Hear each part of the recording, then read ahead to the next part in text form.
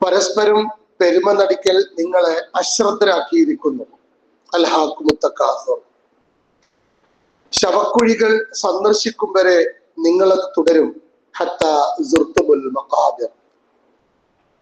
വേണ്ട, നിങ്ങൾ അറിയും, നിങ്ങൾക്ക് മനസ്സിലാകും. കല്ല സൗഫ തഅലമൂൻ. വീണ്ടും സംശയം വേണ്ട, നിങ്ങൾ അറിയുക തന്നെ ചെയ്യും. സുമ്മ കല്ല സൗഫ തഅലമൂൻ. വേണ്ട, യഥാർത്ഥത്തിലുള്ള അറിവ് നിങ്ങൾ അറിയുകയാണെങ്കിൽ നിങ്ങൾ അതിൽ നിന്ന് വിട്ടുനിൽക്കും. കല്ല ലൗ തഅലമൂന ഇൽമൽ യഖീൻ.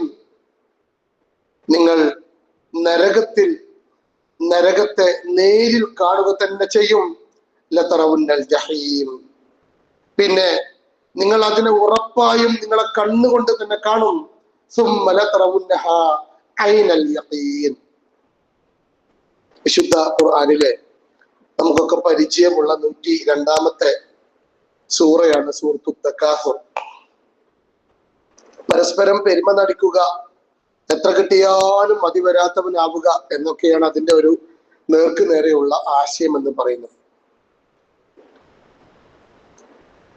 ഡോക്ടർ ലിയോപോൾ വെയ്സ് എന്ന ലാറ്റിൻ അമേരിക്കൻ ജൂതൻ തന്നെ സ്വാധീനിച്ച ഒരു വലിയ സംഭവം പറയുന്നുണ്ട്. ഒരു മനഃശാസ്ത്രജ്ഞനാവണം എന്നാഗ്രഹിച്ച അദ്ദേഹം അതിനുവേണ്ടി ഒരുപാട് പഠിക്കുകയും പണിയെടുക്കുകയൊക്കെ ചെയ്തു. ധാരാളം യാത്രകൾ നടത്തി. അങ്ങനെ അദ്ദേഹം ഒരു ട്രെയിനിലൂടെ ഇങ്ങനെ യാത്ര പോകുന്ന സമയത്ത് വെറുതെ ഇരുന്നു കൊണ്ട് അദ്ദേഹം തന്റെ മുമ്പിലുള്ള ആളുകളെ മുഖത്തേക്ക് ഇങ്ങനെ നോക്കി. ഓരോ മനുഷ്യന്റെയും മുഖം അയാൾ കൃത്യമായി നിരീക്ഷിച്ചു. ശാസ്ത്രീയമായി ചിന്തിക്കുന്ന ആളായതുകൊണ്ട് തന്നെ കൃത്യമായി അയാളുടെ മുഖവും ആ മുഖത്തിന്റെ ഭാവവും ഒക്കെ അദ്ദേഹം പഠിച്ചു. എല്ലാവരും വ്യത്യസ്തരാണ്. ചില ആളുകളുടെ മുഖത്ത് നിരാശയുണ്ട്, ചിലർക്ക് വെപ്രാളമുണ്ട്, ചിലർക്ക് ഭയങ്കര ദുഃഖമുണ്ട്, ചിലരുടെ മുഖത്ത് ഭയങ്കര മ്ലാനതയാണ്, ചില ആളുകൾ ദേഷ്യപ്പെട്ട് നിൽക്കുകയാണ്, ഭയങ്കര ദേഷ്യത്തിൽ നിൽക്കുകയാണ്, ചില ആളുകൾ വളരെ മൗലികളാണ്. വ്യത്യസ്തമായ മുഖഭാവങ്ങൾ. നമുക്ക് വേണമെങ്കിൽ അങ്ങനെ ഒരു പരീക്ഷണം നടത്തി നോക്കട്ടോ. ആദ്യത്തിന് നാം നമ്മുടെ തന്നെ മുഖം ഒന്ന് കണ്ണാടിയിൽ നോക്കാം. ചൊറുക്കുണ്ടോന്ന് മാത്രം നോക്കിയാൽ പോരാ, എന്താ എന്റെ മുഖത്തിന്റെ കുഴപ്പമെന്ന് നമ്മളൊന്ന് കണ്ടെത്തണം. അങ്ങാടിക്ക് ഒന്ന് ഇറങ്ങി നോക്കാം. ഓരോ മനുഷ്യരെയും വെറുതെ ഒന്നിരുന്ന് നിരീക്ഷിക്കുക. മറ്റാൾക്കാരും കാണണ്ട. ആൾക്കാരെ വിചാരിച്ച് നമുക്ക് ഭ്രാന്താണ്. അങ്ങനെ നിരീക്ഷിച്ചു അദ്ദേഹം. ഇവരെയൊക്കെ അലട്ടുന്ന പ്രശ്നം എന്താണ്? ഇവർക്ക് എന്താണ് ഉള്ളു തുറന്ന് ചിരിക്കാൻ പറ്റാത്തത്? എന്താണ് ഇവരുടെ അടിസ്ഥാന പ്രശ്നം? അദ്ദേഹം വീട്ടിലെത്തി തലേ ദിവസം വായിച്ച വിശുദ്ധ ഖുർആനിലെ ഈ സൂറത്ത്, ഞാൻ ഓതി വെച്ച ഈ സൂറത്ത് അദ്ദേഹം ഒന്നുകൂടി എടുത്ത് വായിച്ചു. അത് വായിച്ചപ്പോഴാണ് അദ്ദേഹത്തിന് മനസ്സിലായത് മരണം വരെ വേട്ടയാടുന്ന തകാസുർ എന്ന മാരകമായ രോഗം ബാധിച്ചിട്ടുണ്ട് 95% മനുഷ്യരെയും എന്ന് അദ്ദേഹം കണ്ടെത്തി. ആഴത്തിൽ ഇസ്ലാമിനെ കുറിച്ച് പഠിക്കാനും പിന്നീട് മുഹമ്മദ് അസദ് എന്ന പേരിൽ അദ്ദേഹം ഇസ്ലാം സ്വീകരിക്കുകയും മക്കയിലേക്കുള്ള പാത എന്ന ഗ്രന്ഥം അദ്ദേഹം രചിക്കുകയും ചെയ്തു എന്നുള്ളതാണ്. മനുഷ്യന്റെ അടിസ്ഥാനപരമായ പ്രശ്നം എല്ലാ കാലത്തും ഒന്നാണ്. യഥാർത്ഥത്തിൽ അള്ളാഹു, അവന്റെ സൃഷ്ടാവ്, ആ മനുഷ്യനെ അടിമയാക്കി അവന് വിധേയപ്പെട്ട് അവന്റെ പ്രതിനിധിയാക്കി ജീവിക്കേണ്ട മനുഷ്യൻ എന്തിൽ നിന്നാണോ അവൻ മുന്നോട്ട് പോവേണ്ടത്, എന്തിനെ കുറിച്ചാണോ ചിന്തിക്കേണ്ടത്, കുറിച്ചൊന്നും ചിന്തിക്കാതെ തകാസുർ അവനെ നശിപ്പിച്ചിരിക്കുന്നു, അശ്രദ്ധനാക്കിയിരിക്കുന്നു എന്നതാണ് ഈ സൂറത്ത് നമ്മെ അവതരിപ്പിക്കുന്ന, ബോധ്യപ്പെടുത്തുന്ന പ്രധാനപ്പെട്ട ഒരു കാര്യം. ആരാധനകളോട് നേടിയെടുക്കേണ്ട സൃഷ്ടാവുമായിട്ടുള്ള ബന്ധം, സാമ്പത്തിക അച്ചടക്കത്തിനോട് നേടിയെടുക്കേണ്ട സൃഷ്ടികളുമായുള്ള ബന്ധം, ഏൽപ്പിക്കപ്പെട്ട കുറെ ഉത്തരവാദിത്തങ്ങൾ, നിർവഹിക്കേണ്ട ഒരുപാട് ജോലികൾ, അതിനെക്കുറിച്ചൊന്നും ജാഗ്രതയില്ലാതെ അവൻ വേറെ ഒരു ലോകത്താണ് എന്നാണ് ഈ ആയത്തുകൾ നമ്മെ ഓർമ്മപ്പെടുത്തുന്നത്. എന്തിനാണ് എന്ന് അറിയാത്ത നെട്ടോട്ടം, അടുത്ത നിമിഷം സംഭവിക്കുമെന്ന് ഉറപ്പില്ലാത്ത ജീവിതത്തിന് വേണ്ടിയുള്ള വെപ്രാളങ്ങൾ. യഥാർത്ഥത്തിൽ ഞാൻ ഇന്ന് എനിക്ക് ഒരു രോഗത്തെയാണ് പരിചയപ്പെടുത്തുന്നത്. നമ്മൾ ഒരുപാട് രോഗങ്ങൾ കണ്ടിട്ടുണ്ട്. നമ്മുടെ കൂട്ടത്തിൽ ഒരുപാട് രോഗികളുണ്ട്, മാറാ രോഗികളുണ്ട്, പ്രയാസമുള്ളവരുണ്ട്, നമുക്കൊക്കെ തന്നെ എന്തെങ്കിലുമൊക്കെ രോഗമുണ്ട്. പക്ഷെ അതിൽ നിന്ന് വ്യത്യസ്തമായ സാധാരണഗതിയിൽ രോഗം, ചില രോഗങ്ങളൊക്കെ മരുന്ന് കുടിച്ചാൽ മാറും, മരുന്ന് കഴിച്ചാൽ മാറും, അള്ളാഹിന്റെ സഹായത്തോടെ മാറും. ചില രോഗങ്ങള് മരുന്ന് കുടിച്ചാൽ മാറാത്ത ഉണ്ടാവും, നിങ്ങൾ കൊണ്ടുപോയിക്കോളേ എന്ന് പറയും. നിങ്ങൾ കൊണ്ടുപോയിക്കോളേ, വീട്ടിൽ നിന്നോട്ടെ, അത്രയും ദിവസം അവിടെ നിൽക്കാലോ. പക്ഷെ മരണം കൊണ്ട് മാറാത്ത ഒരു രോഗമല്ല. ഏത് രോഗവും, ഏത് ഭീകരമായ രോഗവും കോടിക്കണക്കിന് രൂപ ചെലവഴിച്ചാലേ മാറുള്ളൂ എന്ന് പറഞ്ഞ രോഗവും മരിച്ചാൽ മാറും. മരിച്ചാൽ മാറാത്ത ഒരു രോഗമല്ല. മാത്രമല്ല, അങ്ങനെ മരണപ്പെട്ട ആളുകളെ പറ്റി പറയും, രോഗങ്ങളില്ലാത്ത ലോകത്തേക്ക് അദ്ദേഹം യാത്രയായി എന്ന്. രോഗങ്ങളില്ലാത്ത ലോകത്തേക്ക് അദ്ദേഹം യാത്രയായി എന്ന് പറയാറുണ്ട്. യഥാർത്ഥത്തിൽ അൽഹാഖുമു തകാസുർ, തകാസുർ എന്ന മാരകമായ രോഗം, വിശുദ്ധ ഖുർആൻ പരിചയപ്പെടുത്തുന്ന മാരകമായ രോഗം, ആ രോഗം നിങ്ങളെ അശ്രദ്ധരാക്കിയിട്ടുണ്ട്. എന്തിൽ നിന്നാണ് അശ്രദ്ധരാക്കിയെന്ന് പറയണില്ല. എന്താണോ നിങ്ങൾ ശ്രദ്ധിക്കേണ്ടിയിരുന്നത്, എന്താണോ ആലോചിക്കേണ്ടിയിരുന്നത്, എന്താണോ ചെയ്യേണ്ടിയിരുന്നത്, ആ ജോലിയിൽ നിന്ന്, ആ ഉത്തരവാദിത്തത്തിൽ നിങ്ങളെ പൂർണ്ണമായും ഈ രോഗം അശ്രദ്ധമാക്കിയിട്ടുണ്ട് എന്നുള്ളതാണ്. എന്താണ് ശരിക്കും തക്കാസുർ? എന്താണ് തക്കാസുർ? തനിക്ക് മാത്രം ലഭിക്കുക, താൻ മാത്രം വളർന്നു വരിക, മറ്റുള്ളവരെ വളരാൻ സമ്മതിക്കാത്ത വിധത്തിലുള്ള അസൂയ ഉണ്ടാവുക, എന്ത് കിട്ടിയാലും എനിക്കത് കിട്ടണം, എനിക്ക് എത്ര കിട്ടിയാലും തികയാതിരിക്കുക, ഇതാണ് യഥാർത്ഥ തക്കാസുർ എന്ന രോഗം. നമുക്ക് ഉണ്ടോ നമ്മൾ പരിശോധിച്ച് നോക്കണം. എത്ര കിട്ടിയാലും, 100 കിട്ടിയാലും 1000 ആക്കണം, 1000 10,000 ആവണം, 10,000 ലക്ഷമാവണം, ലക്ഷം കോടിയാവണം, എത്ര ബാങ്കിന് ബാലൻസ് ഉണ്ടെങ്കിലും തികയാതിരിക്കുക. നിരന്തരമായി ഈ ദുന്യാവിനെ കുറിച്ചുള്ള ഓട്ടത്തിനിടയിൽ കുട്ടികളെ നോക്കാൻ നേരമില്ല. കഴിഞ്ഞ ആഴ്ച പറഞ്ഞതുപോലെ മോൾ കിട്ടാ പിടിക്കാൻ ഒഴിവില്ല. ഈ അർത്ഥത്തിൽ ദുന്യാവിന്റെ ആഗ്രഹങ്ങളും ഇവിടുത്തെ ഇഷ്ടങ്ങളുമായി നിരന്തരം വേട്ടയാടപ്പെടുന്ന ആളുകൾ തകാസുർ എന്ന രോഗത്തിന് അടിമപ്പെട്ടിട്ടുണ്ടെന്ന് വിശുദ്ധ ഖുർആൻ നമ്മൾ പറയാൻ. വിശുദ്ധ ഖുർആൻ ഇത് നന്നായി കൈകാര്യം ചെയ്യുന്നുണ്ട്. ഈ വിഷയത്തെ ചില ഭാഗത്തൊക്കെ ശിർക്കിനോട് യോജിച്ച അല്ലെങ്കിൽ കുഫറിനോട് സമാനമായ രീതിയിലാണ് ഇതിനെ പരിചയപ്പെടുത്തുന്നത്. വെള്ളിയാഴ്ച നമ്മൾ സാധാരണ ഓതാറുള്ള സൂറത്തുൽ കഹ്ഫില് 2 തോട്ടക്കാരുടെ കഥ പറയുന്നുണ്ട്. അങ്ങനെ ആ കഥ ചെറുതായിട്ട് നിങ്ങളെ ശ്രദ്ധയിൽ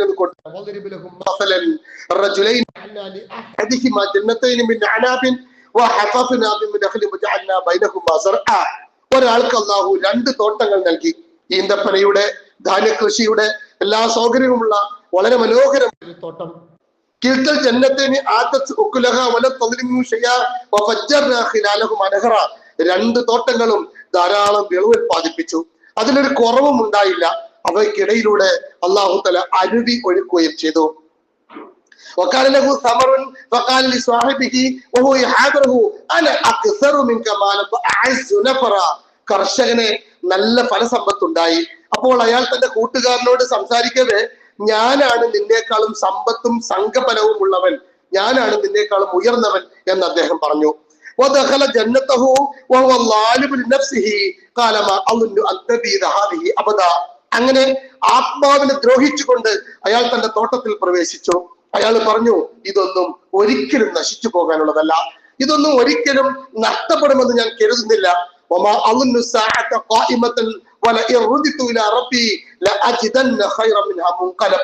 അന്ത്യനാൾ വന്നെത്തും എന്ന് അഥവാ എത്തിയാൽ തന്നെ, എത്തുമെന്ന് ഞാൻ കരുതുന്നില്ല.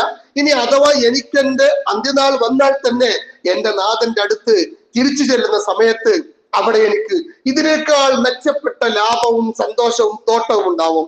قال له صاحبه وهو يحاوره أكفرت بالذي خلقك من تراب ثم من نطفة ثم سواك رجلا. അവന്റെ കൂട്ടുകാരൻ അതിനെ എതിർത്തുകൊണ്ട് അവനോട് പറഞ്ഞു, മണ്ണിൽ നിന്നല്ലേ നിന്നെ സൃഷ്ടിച്ചത്, ബീജഗണത്തിൽ നിന്ന് സൃഷ്ടിച്ചതല്ലേ, അങ്ങനെ നിന്നെ ഒരു മനുഷ്യനാക്കിയില്ലേ, അങ്ങനെ രൂപപ്പെടുത്തിയില്ലേ, ആ റബ്ബിനെയാണോ നീ തള്ളി പറയുന്നത്? എന്നാൽ അവനാണ് അഥവാ അള്ളാഹുവാണ് എന്റെ നാഥൻ, ഞാൻ ആരെയും എന്റെ നാഥന് പങ്കാളിയാക്കുകയില്ല. അള്ളാഹു നൽകിയ സമ്പത്തിനോട് അമിതമായ താല്പര്യമുള്ളയാൾ റബ്ബിന് പങ്കാളിയാക്കുന്നവനാണെന്നും നീ അത് ചെയ്യരുതെന്നും ഞാനൊരിക്കലും എനിക്ക് കിട്ടിയ വിഭവങ്ങൾ എന്റേത് മാത്രമാണെന്ന് കരുതുന്നില്ല എന്നും തന്റെ കൂട്ടുകാരനായ സ്വാലിഹായ മനുഷ്യൻ ഈ തോട്ടക്കാരനോട് പറയുന്നതാണ് സൂറത്തുൽ കഹ്ഫിലുള്ളത്. ഇവിടെ സമ്പത്തിനോടുള്ള ഇഷ്ടത്തെ ശിർക്കിനോട് ഉപമിച്ചിരിക്കുകയാണ്, അല്ലെങ്കിൽ ദൈവനിഷേധത്തോട് ഉപമിച്ചിരിക്കുകയാണ്, കുഫറുമായി ബന്ധപ്പെടുത്തിയിരിക്കുകയാണ്. എന്താണ് സൂറത്തുൽ കഹ്ഫിൽ ഈ സൂറയുടെ ഈ സംഭവത്തിന്റെ അനന്തരഫലം എന്താ അറിയോ?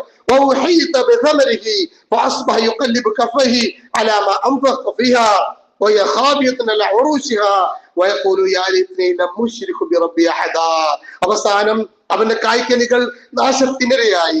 അത് തോട്ടം പന്തലോടുകൂടി നിലം പൊത്തി. അത് കണ്ടയാൾ ചെലവഴിച്ചതിന്റെ പേരിൽ ഖേദത്താൽ കൈമലർത്തി അയാൾ ഇങ്ങനെ വിലപിച്ചു, ഞാൻ എന്റെ റബ്ബിൽ ശിർക്ക് ചെയ്യാതിരുന്നെങ്കിൽ. അദ്ദേഹം പറഞ്ഞതാണ്,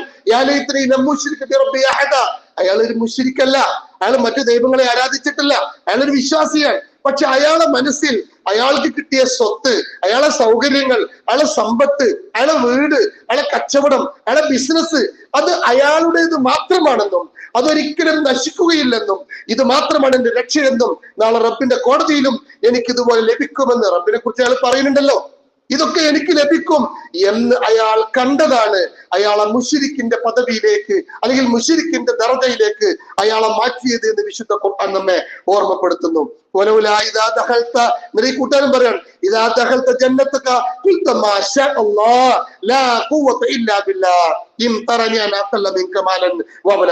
നീ നിന്റെ തോട്ടത്തിൽ പ്രവേശിച്ചപ്പോ, അതിലെ കായ്കനികൾ കണ്ടപ്പോ, നിന്റെ കച്ചവടത്തിൽ ലാഭം കണ്ടപ്പോ, നിന്റെ തോട്ടത്തിലുള്ള വിഭവങ്ങൾ കണ്ടപ്പോ, അതിലൂടെ നീ ലാഭം നേടിയപ്പോ, നീ ആരോഗ്യം ഉപയോഗിച്ചുകൊണ്ട് ശമ്പളം കിട്ടിയതല്ല പണം കിട്ടിയപ്പോ, നിന്റെ ബാങ്ക് ബാലൻസ് വർദ്ധിച്ചപ്പോ നീ എന്തുകൊണ്ട് പറഞ്ഞില്ല മാഷാ അല്ലാഹ് ലാ ഖുവത ഇല്ലാ ബില്ലാഹ്? നിനക്ക് അങ്ങനെ പറയാമായിരുന്നല്ലോ, നിനക്ക് പറഞ്ഞുകൂടായിരുന്നോ ഇത് അള്ളാഹു ഇച്ഛിച്ചതാണ്, ഇത് റബ്ബ് തന്നതാണ്, അള്ളാഹുവിനല്ലാതെ യാതൊരു ശക്തിയും സ്വാധീനവുമില്ല, നിന്നേക്കാൾ സമ്പത്തും സന്താനങ്ങളും കുറഞ്ഞവനായ നീ എന്നെ കാണുന്നുവെങ്കിൽ നിനക്ക് അങ്ങനെ പറഞ്ഞുകൂടായിരുന്നോ എന്ന് ഈ കൂട്ടുകാരൻ അദ്ദേഹത്തോട് പറയുകയാണ്.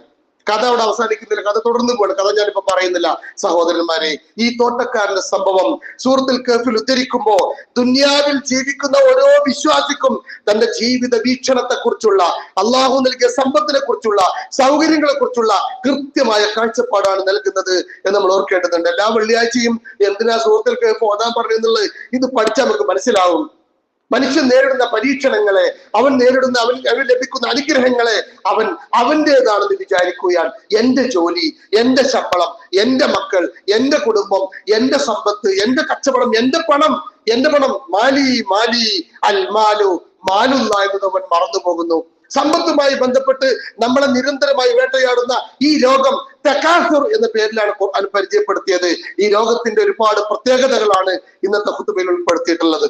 സമ്പത്തിന്റെ പിന്നാലെ നട്ടം തിരിഞ്ഞ് ലക്ഷ്യം മറന്ന് പെരുമ നടിച്ച് മുന്നോട്ട് പോകുന്ന മനുഷ്യൻ, അവനോട് അള്ളാഹു പറയണം, നിർത്ത്, കല്ല സൗഫ തഅലമൂൻ. വല്ലാത്തൊരു പ്രയോഗമാണ്, അനക്ക് മനസ്സിലാവട്ടോ എന്നാണ് നമ്മുടെ നാടൻ ഭാഷ പറഞ്ഞാൽ, അനക്ക് മനസ്സിലാകും ഈ പോക്കിന്, കല്ലാ സൗഫ തഅലമൂൻ. ഒരായത്തല്ല, സുമ്മ കല്ലാ സൗഫ തഅലമൂൻ. അനക്ക് ഇനിയും മനസ്സിലായിട്ടില്ല, അനക്കിപ്പോ മനസ്സിലാവട്ടോ എന്നാണ്. വല്ലാത്ത വിരൽ ചൂണ്ടിയുള്ള വർത്തമാനമാണ്. അടിസ്ഥാനപരമായി 3 കാര്യങ്ങൾ സമ്പത്തുമായി നമ്മൾ ഓർക്കേണ്ടതുണ്ട്. അതിലൊന്നെന്താ അറിയോ? അൽ മാലു മാലുള്ള, അള്ളാന്റെതാണ് സമ്പത്ത്. അത് നമ്മൾ എങ്ങനെ നിഷേധിച്ചിട്ടും കാര്യമില്ല. അള്ളാഹു നിനക്ക് തന്നതാണ്, അള്ളാഹു ആത്താക്കും, റബ്ബ് തന്നതാണ് സമ്പത്ത് എന്ന് വിചാരിക്കുക എന്നുള്ളതാണ്. വിശുദ്ധ ഖുർആനുകൾ നോക്കി നിസ്കാരത്തിന്റെ മറ്റു കാര്യങ്ങളൊന്നും ഖുർആനിലില്ല, വിശദാംശങ്ങളില്ല. സുജൂദ് എങ്ങനെ, റുക്കൂ എങ്ങനെ, എന്താ ചൊല്ലേണ്ടത് ഒന്നുമില്ല. ഹജ്ജുമായി ബന്ധപ്പെട്ടില്ല, നോമ്പുമായി ബന്ധപ്പെട്ടില്ല. പക്ഷെ സമ്പത്തുമായി ബന്ധപ്പെട്ട്, കടവുമായി ബന്ധപ്പെട്ട് എങ്ങനെയാണ് കൊടുക്കേണ്ടത്, എങ്ങനെയാണ് വാങ്ങേണ്ടത്, എങ്ങനെയാണ് സമ്പാദിക്കേണ്ടത്, എങ്ങനെയാണ് ചെലവഴിക്കേണ്ടത്, എത്ര ആൾ സാക്ഷി നിൽക്കണം, എങ്ങനെ എഴുതി വെക്കണം. ഖുർആനിലെ ഏറ്റവും വലിയ ആയത്ത് തന്നെ സമ്പത്തുമായി കടവുമായി ബന്ധപ്പെട്ടതാണ് എന്ന് കാണാൻ പറ്റും. അതുകൊണ്ട് ധനം എന്നുള്ളത്, സമ്പത്ത് എന്നുള്ളത്, അതിനു വേണ്ടി ടെൻഷൻ അടിച്ച് ഹമ്മായി വിഷമിച്ച് വേദനിച്ച് മുന്നോട്ട് പോകല്ല വിശ്വാസി. നീ ഓർക്കുക, അത് റബ്ബിന്റേതാണ്. രണ്ടാമതൊരു പ്രധാനപ്പെട്ട കാര്യം, നിങ്ങൾ ചെലവഴിക്കണം ആ സമ്പത്തിൽ നിന്ന്. നിങ്ങളെ അള്ളാഹു അതിന്റെ പ്രതിനിധി മാത്രമാണ് ആക്കിയിട്ടുള്ളത്. ശരിക്കും അള്ളാഹ് നമ്മളെ ഏൽപ്പിച്ച പ്രാതിനിധ്യമാണ്. നമ്മളത് നിർവഹിക്കുക മാത്രമേ ചെയ്യേണ്ടതുള്ളൂ. ഇത്ര റുപ്യാന്റെ കയ്യിൽ തരും, ഇത്ര സമ്പത്ത് തരും, ചിലപ്പോൾ എനിക്ക് കുറച്ച് തരും, ചിലപ്പോൾ എനിക്ക് നല്ലോണം തരും, ഈ ഒരു പണി എടുത്തിട്ടില്ലെങ്കിലും തരും, ചിലപ്പോൾ ഒരു ബുദ്ധി ഇല്ലെങ്കിലും തരും. ഒപ്പിടാൻ പറ്റാത്ത കോടീശ്വരന്മാരുടെ ലോകത്ത് ഒപ്പിടാൻ പറ്റും. എങ്ങനെയാണ് ഒപ്പിടേണ്ടതെന്ന് അറിയാതെ ഈ തമ്മിം പ്രസംഗം വെക്കുന്ന ആളുകൾ ഉണ്ടായിരുന്നതാണ്. അങ്ങനെ സാമ്പത്തികമായി വലിയ വലിയ വർധനവ് നൽകിയ ആൾക്കാർ ലോകത്ത് ഉണ്ടായിട്ടുണ്ട്. അതുകൊണ്ട് അത് അള്ളാഹു നൽകുന്ന ഒരു ഖിലാഫത്താണ്, ഒരു പ്രാതിനിധ്യമാണ്. അത് നീ മനസ്സിലാക്കണം എന്നുള്ളതാണ്. അള്ളാഹുവിന്റെ ഔദാര്യമാണ് സമ്പത്ത്. മൂന്നാമത്തത്, ആ സമ്പത്തുമായി ബന്ധപ്പെട്ട് നീ ഓർക്കേണ്ട ഒരു കാര്യം, നീ അത് എങ്ങനെ ചെലവഴിക്കുന്നു, എങ്ങനെ സമ്പാദിക്കുന്നു, എങ്ങനെ ചെലവഴിക്കുന്നു.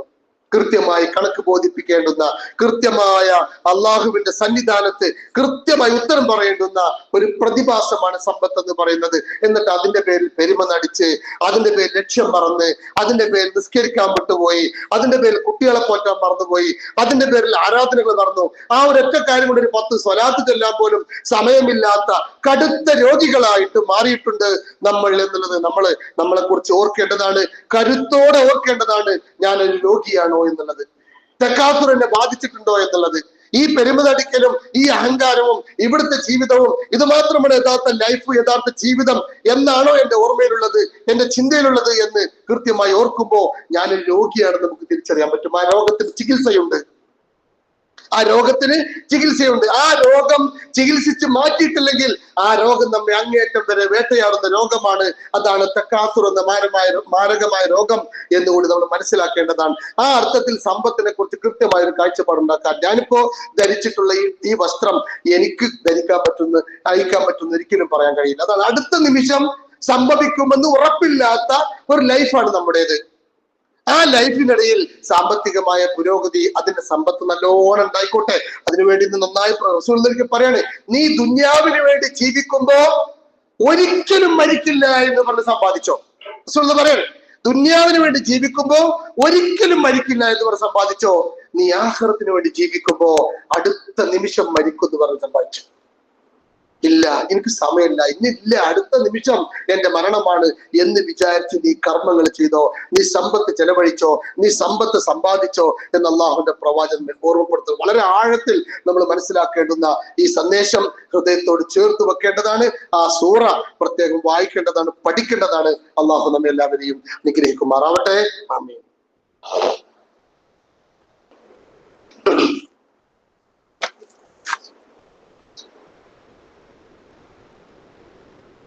അൽഹംദുലില്ലാഹി الذي هدانا لهذا وما كنا لنهتدي لولا هدانا الله. اللهم صل على محمد وعلى ال محمد انك حميد مجيد. يا ايها الذين امنوا اتقوا الله حق تقاته ولا تموتن الا وانتم مسلمون. ഒരിക്കൽ കൂടി അള്ളാഹുവിനെ ഭയപ്പെട്ടുകൊണ്ട് മുത്തഖിയായി ജീവിക്കാൻ എന്നോട് നിങ്ങളോട് ആത്മാർത്ഥമായി ഉപദേശിക്കുന്നു, വസിയത്ത് ചെയ്യുന്നു. അള്ളാഹു നമ്മെ എല്ലാവരെയും അവന്റെ മുത്തഖികളിൽ ഉൾപ്പെടുത്താൻ അനുഗ്രഹിക്കുമാറാവട്ടെ. ആമീൻ. സാധാരണഗതിയിൽ മനുഷ്യന്മാർക്ക് പല അസുഖങ്ങളും വരാറുണ്ട്. അള്ളാഹു നമ്മെ എല്ലാവരെയും മാറാ രോഗങ്ങളിൽ നിന്നും വ്യാധികളിൽ നിന്നും രക്ഷപ്പെടുത്തി അള്ളാഹു നമ്മെ എല്ലാവരെയും അനുഗ്രഹിക്കുമാറാവട്ടെ. ആമീൻ. നേരത്തെ പറഞ്ഞതുപോലെ ഏത് രോഗവും മരണത്തോടുകൂടി മാറുന്നുള്ളതാണ്. എത്ര ക്യാൻസർ ആണെങ്കിലും വേറെ ഏതെങ്കിലും രോഗങ്ങളാണെങ്കിലും നിരന്തരമായി ഡയാലിസിസ് ചെയ്യുന്ന രോഗിയാണെങ്കിലും മരണപ്പെട്ടു കഴിഞ്ഞാൽ ആ രോഗവും അതിന്റെ കേടൊക്കെ മാറി, ആ പ്രശ്നങ്ങൾ അവസാനിച്ചു. പക്ഷെ തക്കാസുർ എന്ന രോഗം അവന്റെ ഖബറിൽ അവനെ വേട്ടയാടും, അവന്റെ ചോദ്യോത്തരങ്ങളിൽ വേട്ടയാടും, പരലോകത്തിൽ വേട്ടയാടും. അതുകൊണ്ടാണ് ആ സൂറത്തിൽ എത്ര ഉണ്ടൽ ജഹീം, നിങ്ങൾ നരകം നിങ്ങളുടെ കണ്ണുകൊണ്ട് കാണും.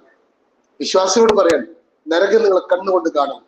ആ മനുഷ്യനെ നരകത്തിന്റെ അഗാധമായ ഗർത്തത്തിലേക്ക് വലിച്ചെറിയുവോളം അവന്റെ ഈ ആർത്തിമൂത്ത ജീവിതം, പരസ്പരമുള്ള മാത്സര്യം, എത്ര കിട്ടിയാലും മതിവരാത്ത, കിട്ടുമ്പോൾ ഒരിക്കൽ പോലും അൽഹംദുലില്ലാ എന്ന് പറയാത്ത അവന്റെ ആ പ്രകൃതത്തെ, ആ മാറാ രോഗത്തെ, ആ വ്യാധിയെ തീർച്ചയായും അവനെ നരകത്തിൽ എത്തിക്കും എന്നുള്ളതാണ് ഈ തക്കാസുർ എന്ന മാരകമായ രോഗത്തിന്റെ പ്രത്യേകത.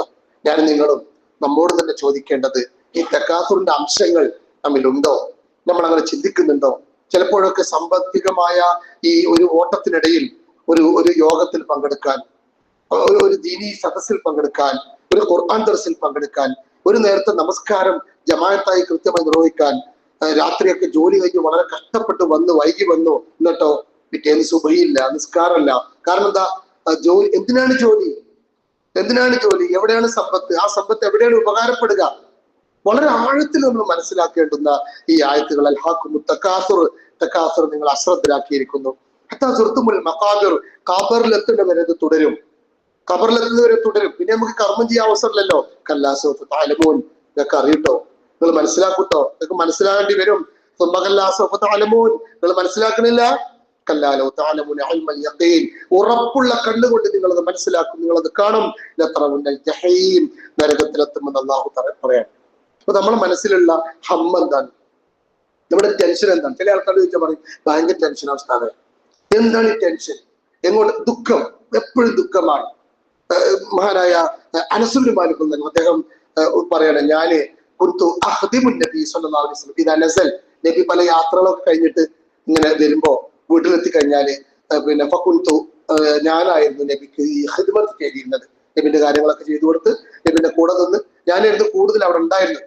അപ്പൊ ഫകുന്തു ഞാൻ ഇരിക്കെ അസ്മഉഹു കസീറ, ഞാൻ ഏറെ പ്രാവശ്യം നബിയിൽ നിന്ന് കേട്ട ഒരു പ്രാർത്ഥന, അല്ലാഹുമ്മ അഊദു ബിക മിനൽ ഹമ്മി വൽ ഹുസ്ൻ വൽ അജ്സി വൽ കസൽ വൽ ബുഖ്ലി വൽ ജുബ്ൻ എന്ന പ്രാർത്ഥനയാണ് ഞാൻ റസൂലിന്റെ കൂടെ ഉണ്ടായ സമയത്തൊക്കെ നബി അധികവും പ്രാർത്ഥിച്ചിട്ടുള്ളത്. അതാണ് ധാരാളമായി ഞാൻ കേട്ടത് ഈ ഒരു പ്രാർത്ഥനയാണ്. എന്താണ് ഹമ്മ്? ഹമ്മ് എന്ന് പറഞ്ഞാലും ഹുസ്ന് പറഞ്ഞാലും ദുഃഖമാണ്. രണ്ടാശയമാണ്. ഹമ്മ് എന്ന് പറഞ്ഞാൽ പിന്നെന്താ പറയാ, ഭാവിയെ കുറിച്ച് ഞാൻ എന്താവും, എന്റെ കുട്ടികൾ എന്താവും, മക്കളെന്താവും, പഠിപ്പെന്താവും, ഇങ്ങനെ ഭാവിയെ കുറിച്ചുള്ള ആലോചനയാണ് ഹമ്മ് എന്ന് പറയുന്നത്. പിന്നെ ഹുസ്ൻ എന്ന് പറഞ്ഞാലോ നഷ്ടപ്പെട്ടതിനെ കുറിച്ച്, അന്ന് അങ്ങനെ ചെയ്തിരുന്നെങ്കിൽ, അല്ലെങ്കിൽ അന്ന് അത് ചെയ്താൽ മതിയായിരുന്നു, അല്ലെങ്കിൽ ആ ബിസിനസ്, അല്ലെങ്കിൽ ആ ജോലി, ഇങ്ങനെ കഴിഞ്ഞ കാലത്തെ കുറിച്ചുള്ള ആലോചനയാണ് ഹുസ്ൻ എന്ന് പറയുന്നത്. ശരിക്കും ഖുർആനിൽ ഇത് രണ്ടും പ്രോത്സാഹിപ്പിക്കണില്ല. വലാ തഖാഫു വലാ തഹ്സനു, നിങ്ങൾ പേടിക്കല്ലേ, നിങ്ങൾ ദുഃഖിക്കല്ലേ, അങ്ങനെ വളരെ നെഗറ്റീവായിട്ട് നിങ്ങൾ ചെയ്യല്ലേ, അതിന്റെ ആവശ്യമല്ല, നിങ്ങളെ കൊണ്ട് അള്ളാഹു ഉണ്ട് എന്ന രീതിയിലാണ് വിശുദ്ധ ഖുർആൻ ഇതിനെ കുറിച്ച് തന്നെ പറഞ്ഞുകൊണ്ടിരിക്കുക. അപ്പൊ ഈ ഒരു ബേജാറ്, അതേപോലെ തന്നെ അജിസും കെസലും, ഈ ഹമ്മുള്ള ആൾക്കാർക്കാണ് അജിസ് ഉണ്ടാകുക, കഴിവുകേടുണ്ടാവും, ഒരു ദുർബലനായിരിക്കും. എന്താ പറയണമെന്ന് മനസ്സിലാവും. ചിലപ്പോൾ കുറെ കാര്യങ്ങൾ പറഞ്ഞിട്ടുണ്ടാവും, പക്ഷെ എന്തേജ് പറഞ്ഞത് പിന്നെ ചുറ്റി ലാസ്റ്റ് ഇങ്ങോട്ട്. അതേപോലെ തന്നെ കെസൽ, മടി, നോക്കണ്ടി, ഒരു ഖുർആൻ ക്ലാസ്സിൽ വിളിച്ചാൽ വരൂല, കാരണം വേറെ എന്തെങ്കിലും തിരക്കിട്ടാവും, അല്ലെങ്കിൽ വേറെ എന്തെങ്കിലും നല്ല കാര്യത്തിൽ വിളിച്ചാൽ കിട്ടൂല. കാരണം എന്താ, ഈ അജിസും കെസലും, ഹമ്മും ഹുസ്നും ഒരാൾക്കുണ്ടാവും, അജിസും കെസലും ഉണ്ടാവും. മാത്രല്ല നിങ്ങരൊക്കെ പൈസ ഉണ്ടാക്കിയാലോ വൽ ബുഖിൽ, പിശുക്കനായിരിക്കും, അവരെ കൊടുക്കാൻ തോന്നൂല, ആർക്കും കൊടുക്കാൻ തോന്നൂല. അതേപോലെ തന്നെ വൽ ജുബ്ൻ, ഭീരുത്വം, പേടിയായിരിക്കും, മരിക്കാൻ പേടി. എന്താ പേടി? ഇതൊക്കെ കൂടെ എന്താക്കും, എല്ലാത്തെ കുറിച്ചും അങ്ങനെ. പിന്നുണ്ടാവുന്ന ഒരു പ്രശ്നം എന്താ, ആ ഓടിയിട്ട് എത്താത്തടുത്ത് എത്താൻ വേണ്ടിയിട്ട് കടം വാങ്ങും. അപ്പൊ ദൈന്, ഈ ഒരു പ്രാർത്ഥന ഞാൻ പറയുന്നത് ഓരോ വിശ്വാസികളും എഴുതിയെടുത്ത് എല്ലാ ദിവസവും പ്രാർത്ഥിക്കുന്ന പ്രാർത്ഥന. അല്ലാഹുമ്മ ഇന്നാ നഊദു ബിക മിനൽ ഹമ്മി വൽ ഹുസ്ൻ വനഊദു ബിക മിനൽ അജ്സി വൽ കസൽ വൽ ജുബ്നി വൽ ബുഖൽ വഗലബത്തി ദൈനി വഖഹ്രി റിജാൽ. ആർഭാടത്തിൽ നിന്ന്, അതേപോലെ തന്നെ കടഭാരത്തിൽ നിന്ന്, ആളുകളുടെ ആധിപത്യത്തിൽ നിന്ന്, ഈ അർത്ഥത്തിലുള്ള മനസ്സിന്റെ വേദനകളിൽ നിന്നൊക്കെ നിരന്തരമായി അല്ലാഹുവിന്റെ റസൂൽ പ്രാർത്ഥിച്ചിട്ടുണ്ട്. അല്ലാതെ നമുക്ക് സമാധാനം ഉണ്ടാവില്ല. നമ്മൾ വിചാരിച്ച പോലത്തെ സമാധാനം അല്ല ശരിക്കുള്ള സമാധാനം. സാമ്പത്തികമായ ഭദ്രത കൊണ്ടും ആ ഒരു മുന്നേറ്റം കൊണ്ടും വലിയ നേട്ടങ്ങൾ ഉണ്ടാക്കാൻ കഴിഞ്ഞാലും വിചാരിക്കേണ്ട, ഇനി അങ്ങനെയൊക്കെ പൈസ ഉണ്ടാക്കിയാലും അടുത്ത നിമിഷം നമുക്ക് ഉപയോഗിക്കാൻ പറ്റിയെന്നും തരൂല. അതുകൊണ്ട് ഈ രോഗം എന്നെ ബാധിച്ചിട്ടുണ്ടോ, ആ രോഗം ബാധിച്ചത് കൊണ്ടാണോ എന്റെ നിസ്കാരം മുടങ്ങണത്? പള്ളിയിൽ നിന്ന് ബാങ്ക് കൊടുക്കുമ്പോ അല്ലാഹു അക്ബർ ഹയ്യാല സ്വലാ എന്ന് പറയുമ്പോൾ ഞാനവിടെ അങ്ങാടി കുത്തിട്ടുണ്ടാവും, ചിലപ്പോ ക്യാരം ബോർഡിന് മുമ്പിൽ ഇരിക്കുന്നുണ്ടാവും. ഇത് കഴിഞ്ഞാൽ പിന്നെയും പോയി ക്യാരം ബോർഡ് കളിക്കാം, ഇത് കഴിഞ്ഞാൽ പിന്നെയും പോയി കളിക്കാം, അല്ലെങ്കിൽ ഇത് കഴിഞ്ഞാൽ പിന്നെയും മൊബൈലിൽ പോയി കളിക്കാം, ഞാനൊന്ന് പോയി നിസ്കരിക്കട്ടെ എന്ന് തോന്നാത്തത് ഈ ഹമ്മിന്റെ പ്രശ്നമാണ്, ഈ ഹുസ്നിന്റെ പ്രശ്നമാണ്, ഈ ഭൗതിക ലോകത്തിന്റെ പ്രശ്നമാണ്. അത് പരിഹരിക്കണം. അത് ആര് പരിഹരിക്കും? ഉസ്താദ്മാര് പറഞ്ഞുകൊണ്ട് മാത്രം അത് കാര്യമില്ല. ഉസ്താദ് പറയുമ്പോ ആളുകൾ വിചാരിക്കും വെള്ളിയാഴ്ചയല്ല, കുത്തുവല്ല, എന്തെങ്കിലുമൊക്കെ പറയണ്ടേ എന്നാണ്. അല്ല, നിങ്ങൾ സുഹൃത്ത് തക്കാത്തുറത്ത് വായിച്ചു നോക്കി. ഇസ്ലാമിന്റെ നിഷേധിയായ ഒരു മനുഷ്യനാണ് തക്കാത്തുർ വായിച്ച് ഇസ്ലാമിലേക്ക് വന്നത്. അതിന്റെ ആഴത്തിൽ പഠിച്ചു നോക്കി. നമ്മുടെ കുഴപ്പങ്ങളാണ് പറയുന്നതൊക്കെ. അതുകൊണ്ടാണ് ചില കാര്യങ്ങൾ നമുക്ക് അങ്ങനെ വിജയിച്ച് മുന്നേറാൻ പറ്റാത്തത്. എന്ത് പരീക്ഷകളെയും അതിജീവിക്കാനുള്ള മാനസികമായ ശക്തി ഉണ്ടാവണമെങ്കിൽ ഈ ഹമ്മ് നമ്മൾ മാറ്റണം, ഈ ഹുസ്ന് നമ്മൾ മാറ്റണം, ഈ ബേജാർ നമ്മൾ മാറ്റണം. ദുനിയാവിനെ കുറിച്ചുള്ള കൃത്യമായ ജീവിത വീക്ഷണം, കാഴ്ചപ്പാട് നമുക്ക് ഉണ്ടാവണം. ഇതൊന്നും നമ്മളതല്ല, ഇതൊന്നും നമുക്ക് കിട്ടൂല, നമുക്ക് കിട്ടുന്നതുണ്ട്. അത് നമ്മളെ കർമ്മങ്ങളാണ്, നമ്മളെ സ്വലാത്താണ്, നിസ്കാരമാണ്, ദിക്റാണ്, പ്രാർത്ഥനയാണ്. അപ്പൊ ഇതിന്റെ ഒപ്പം അതുകൂടി കൊണ്ടുപോയാൽ സന്തോഷകരമായി ജീവിക്കാൻ നമുക്ക് സാധിക്കും. മനസ്സിന്റെ ഹമ്മുകൾ മാറിക്കിട്ടും എന്നുകൂടി നമ്മൾ ചേർത്ത് മനസ്സിലാക്കേണ്ടതുണ്ട്. അല്ലാഹു റബ്ബുൽ ഇസ്സത്ത് നമ്മെല്ലാവരെയും അത്തരത്തിൽ